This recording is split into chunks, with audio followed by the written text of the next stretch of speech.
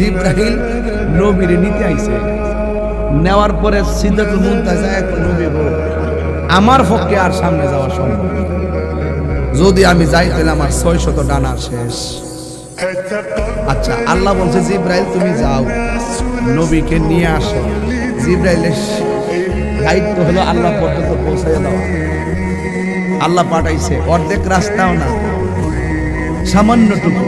সামান্যটুকু গেলেন।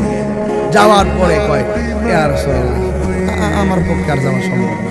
নবী কিন্তু উত্তরটা এগুলো দেওয়ার দিত যে জিবরাইল তুমি যদি না যাও, তুমি দিয়ে আইলে আমার মৃত্যু, আমার তুমি অর্ধেক রাস্তা দেখাইতে পারতাম না, আমি এডিট তো করা দরকার ছিল ওই হিসাবে, এডিট তো আমরা সামাজিক হিসাবে মিলে। কিন্তু আমার নবী ডাক দেখা, হ্যাঁ জিবরাইল ঠিক আছে তুমি যাইতে না পারো, ইয়া জিবরাইল আল্লাহ করে ঠিক আছে তুমি যাইতে না পারো, আমি যাইতাছি, তোমার লাগে কিছু আনন্দ লাগবে না, আল্লাহর কাছ থেকে তুমি আমাকে কইয়া দাও। আর বড় করে কন্যা সুবহানাল্লাহ কইতে নাও, তাহলে বোঝা গেল নবী রাস্তা, কথা কনা নবী রাস্তা